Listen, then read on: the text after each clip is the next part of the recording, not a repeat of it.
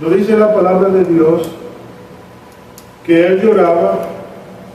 Entonces, dice acá, y vino y tomó, versículo 7, el libro de la mano derecha del que estaba sentado en el trono. ¿Alguien me puede decir quién era que estaba sentado en el trono?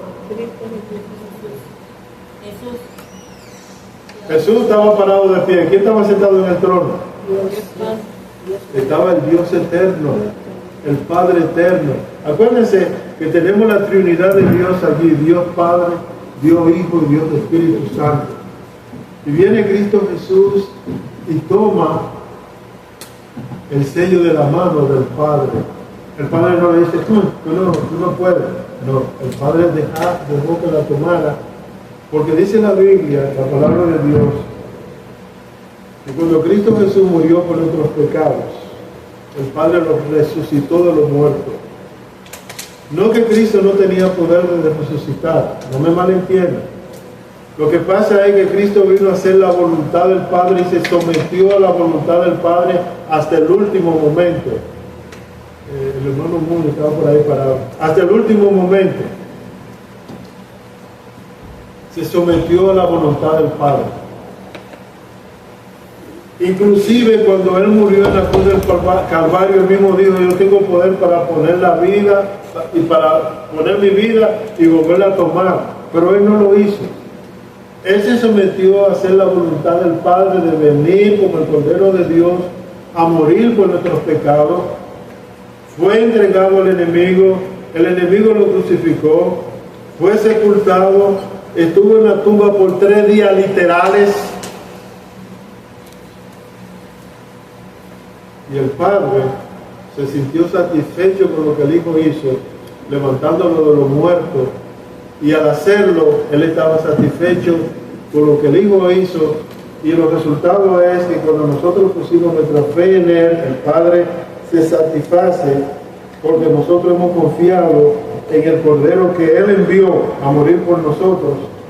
Y hemos aceptado a ese que Él envió como nuestro Salvador personal.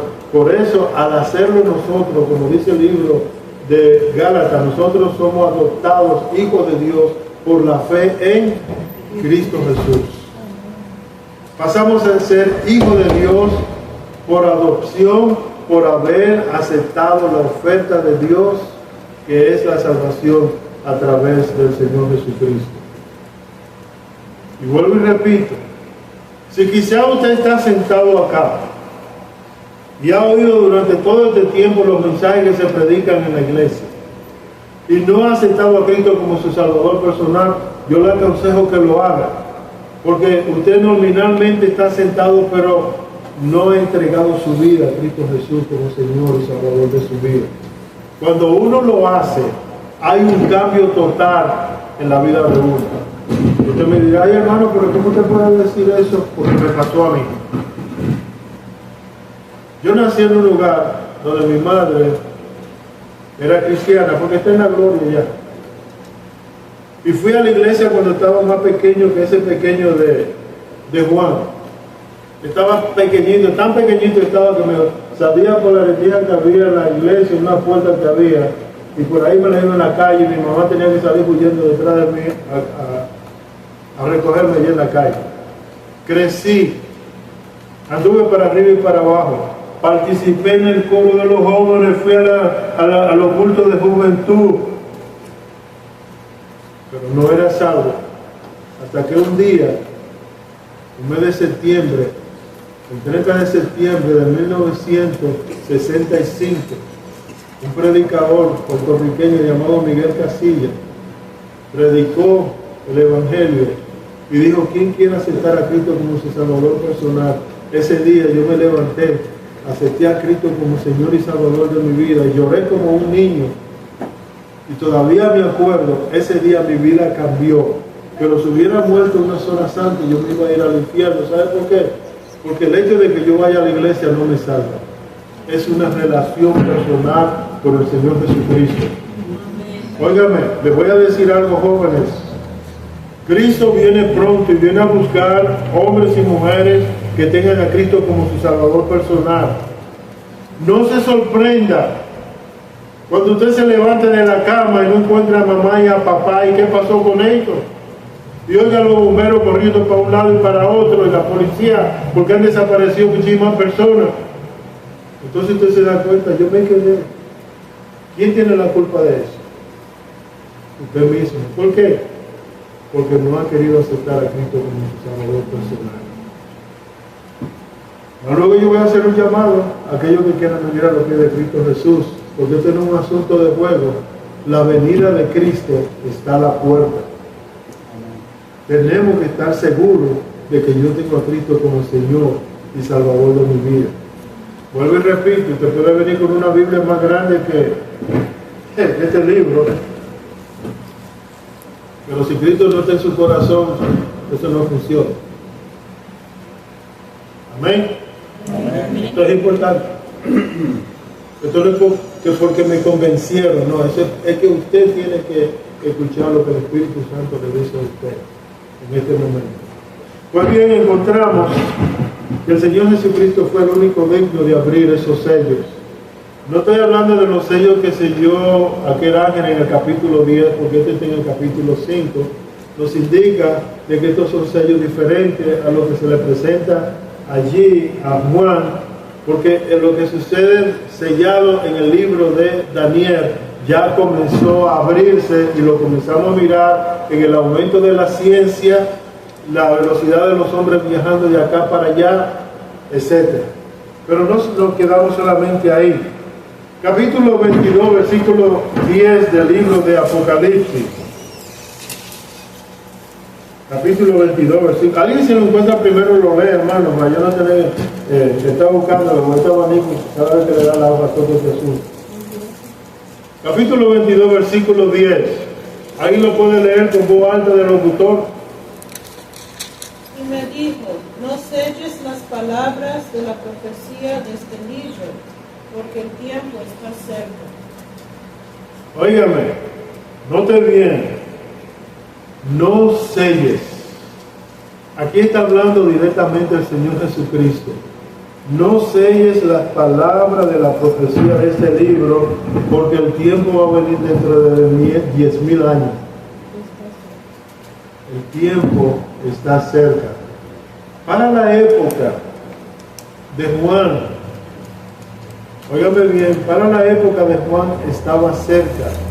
Para nuestra época ya están aconteciendo muchos de esos casos que se van a presentar en el libro de Apocalipsis, y que hay gran controversia entre algunos teólogos y predicadores que sacan conclusiones que muchas veces no tienen base bíblica, pero me parece, yo creo, y ustedes saben que yo tengo un doctorado en filosofía, un doctorado en teología, a mí no me importa qué doctorado usted tenga, si la palabra de Dios no dice eso, usted no tiene ningún derecho. Lo que dice la palabra de Dios es lo que yo creo, no lo que yo piense. ¿Me hago entender? Esto es importante, hermano.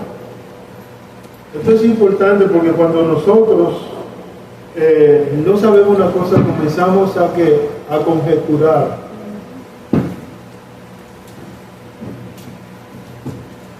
Yo no soy mecánico. Y viene el hermano Eriteo, el carro no quiere aprender. ¿Y qué pasó? Bueno, Eriteo, yo pienso que la batería. Yo pienso que la batería. Y el pobre Eriteo va y compra una batería nueva y sigue de nuevo la misma mojiganga. No prende. Vamos a llevarse al mecánico. José, ¿qué es lo que le pasa? Mira, le compramos una batería. Y José se ríe, eso no era la batería, hermano, era la bujía que tiene mala, que hay que cambiarse. Le cambian la bujía, ahí está el carro corriendo como un bendito. Y dice Aristóteles, voy a llevar la batería para atrás porque no era la batería, era la bujía. Hay una gran diferencia en saber y conjeturar. Y el 95% del pueblo de Dios conjetura porque no sabe lo que la palabra de Dios dice. Y esto es algo que tiene que entender. Oye, este micrófono es bueno. Esto es algo que tenemos que tener claro. No podemos conjeturar con la cosa de Dios. Él dice muy claro en el versículo que acaba de leer la hermana Albi Vázquez, y me dijo, no selles las palabras de la profecía de este libro, porque el tiempo está cerca. El que está hablando tiene la autoridad de hacerlo. Es Cristo Jesús. El tiempo está cerca. Para esa época de Juan, vuelvo y repito, estaba cerca. Para nuestra época, ¿cuánto no será? ¿Sabían ustedes que el apóstol Pablo esperaba la venida de Cristo en su época? Pablo anhelaba que Cristo Jesús viniera en su época. Pero no le tocó a él ver lo que nosotros estamos mirando, un cumplimiento literal de muchas de esas profecías, los cuales nosotros deberíamos sentirnos agradecidos a Dios de ponernos en esta historia, de esta época, porque tenemos la capacidad de poder mirar y darnos cuenta y podemos recapacitar de las decisiones que vamos a tomar, si vamos a seguir viviendo con un pie en el norte en el mundo y otro pie en el sur en la iglesia. Es un tiempo de decisión, hermanos, un tiempo de decisión estos últimos días. Pero vamos a mirar el libro de Daniel capítulo 8 versículo 26. Aquí entramos en una profecía heavy, como dicen en inglés. Daniel 8, 26.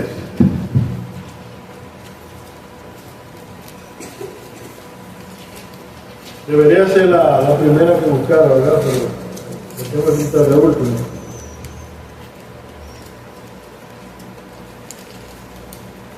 Se le dice a Daniel lo siguiente en Daniel 8, 26. Voy a esperar que todos lo tengan ahí. Daniel es uno de los libros del Antiguo Testamento. Está después del libro de Ezequiel. Y se pasó, si todavía está en Ezequiel está atrasado, si está en Isaías está atrasado.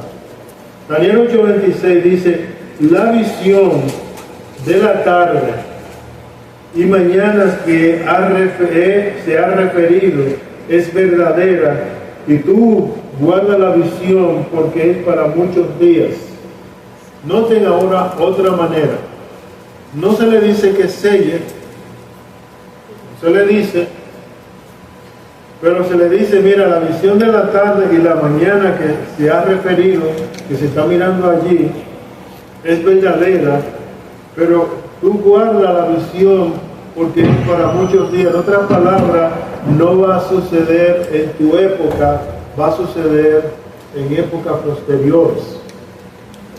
¿Qué es lo que este hombre mira en este capítulo 8? Para tener una idea, tenemos que mirar lo que dice el versículo 1 del capítulo 8. En el año tercero del reinado de Belsasar, me apareció una visión a mí, Daniel, después de aquella que me había aparecido antes. Y él está haciendo referencia a una visión que él había visto anteriormente. Y esto es interesante ver, porque él dice aquí que se le había visto una visión antes. Pues mire, cuando vamos a la visión antes, si vamos al capítulo 7, versículo 26, perdón.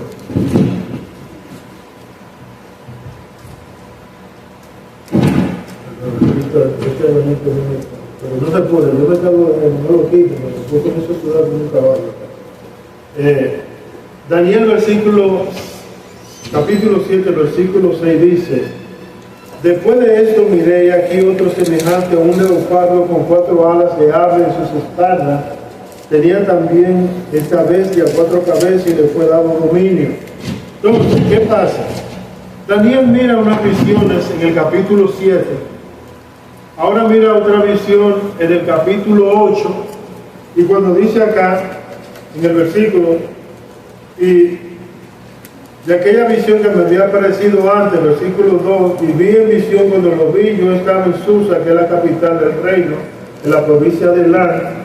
Vi pues la visión estando junto al río Ulai, alcé mis ojos y aquí un carnero que estaba delante del río y tenía 2 cuernos, y aunque los 2 cuernos eran altos, uno era más alto que el otro, y el más alto creció Después vi el carnero hecho que quería con los cuernos al poniente y al norte y al sur, y que ninguna bestia podía parar delante de él, ni había quien escapase de su poder, y hacía conforme a su voluntad y se engrandecía.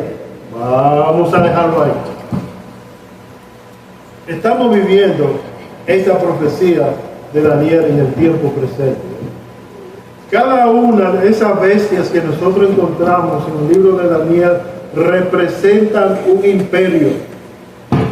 Cuando Daniel miró, se le presentó allí, como dice la palabra de Dios, se le presentó en sueño a Nabucodonosor la estatua.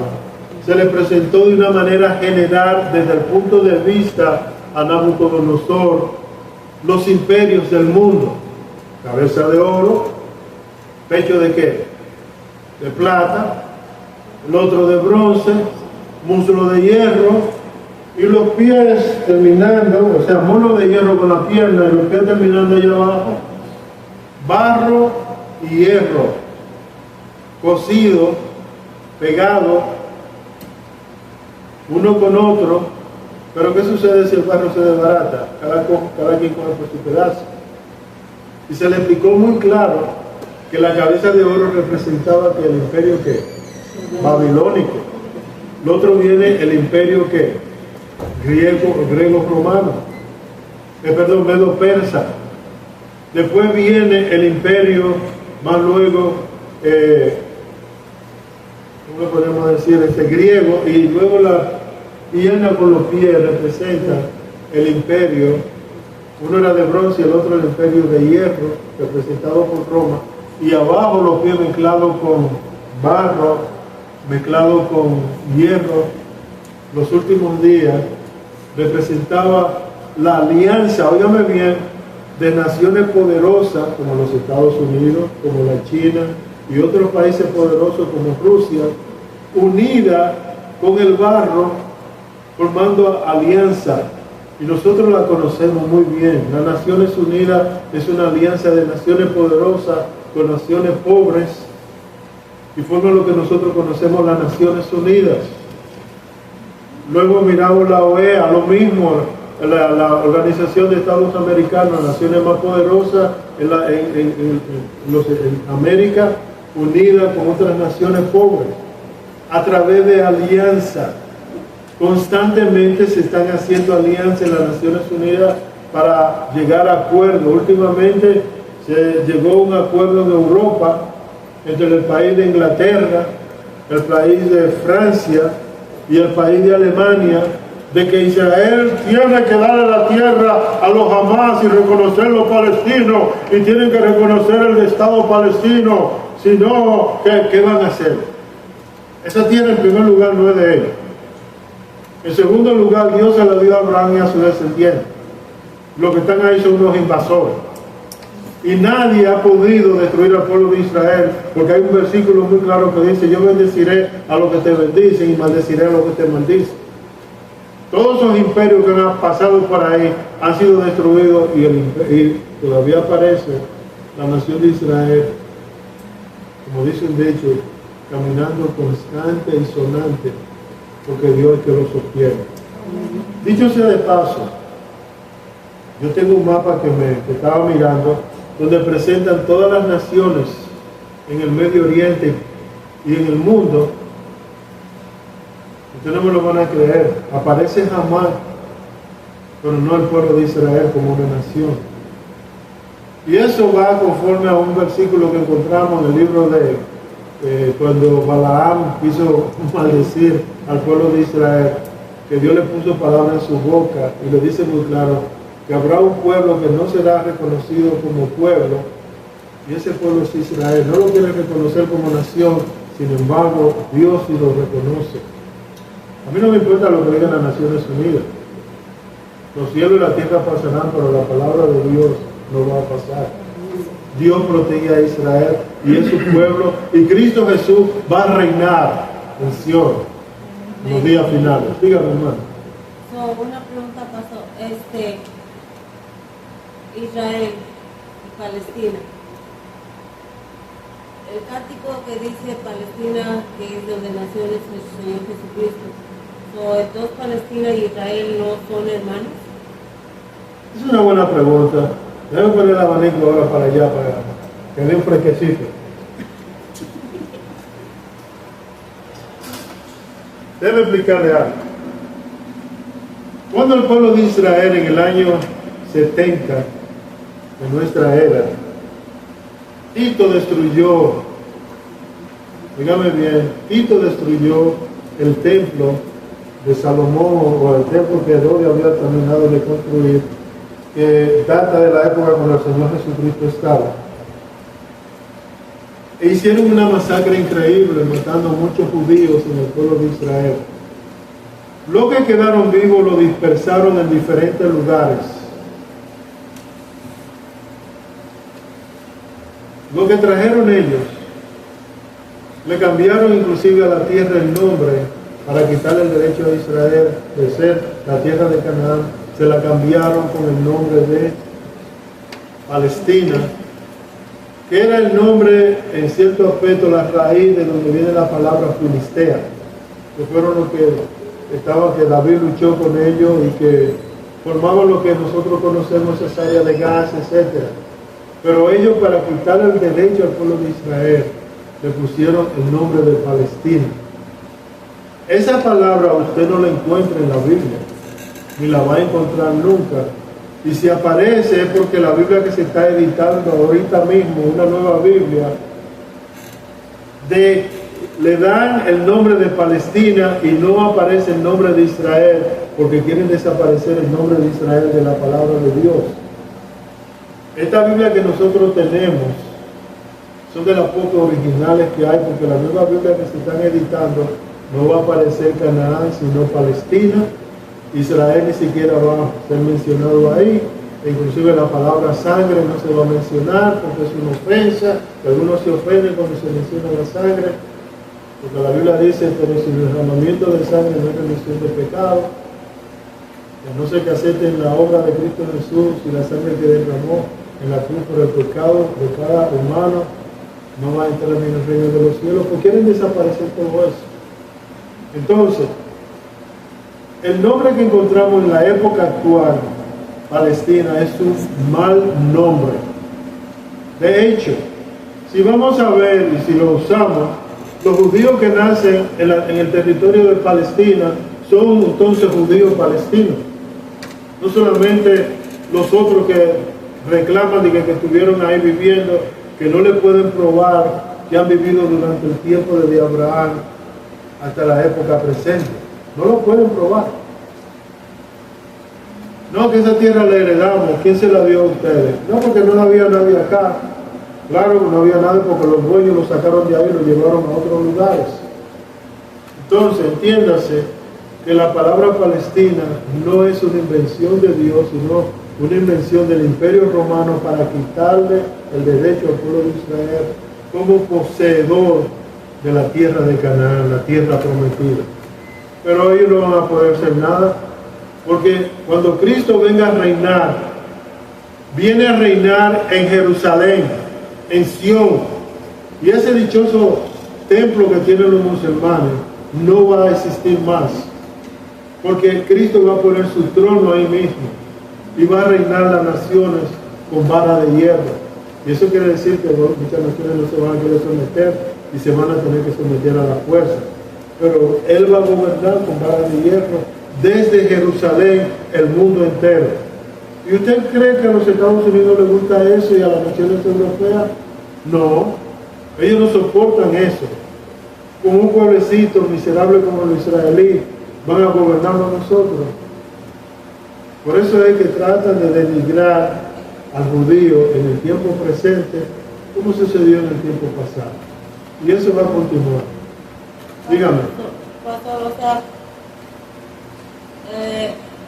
dice Israel, se ve que es un pueblo chiquito, pero entonces la palabra del Señor ya ve que dice que tu pueblo será como la arena del... No es, o sea, está hablando ya como cuando la gente se convierte. No. Déjeme explicarle algo. Ustedes conocen lo que es la hipérbole. La hipérbole es una palabra que se usa en el idioma español, en el griego, en el hebreo, en el inglés, para decir algo que Dios va a hacer o que usted va a hacer. Por ejemplo,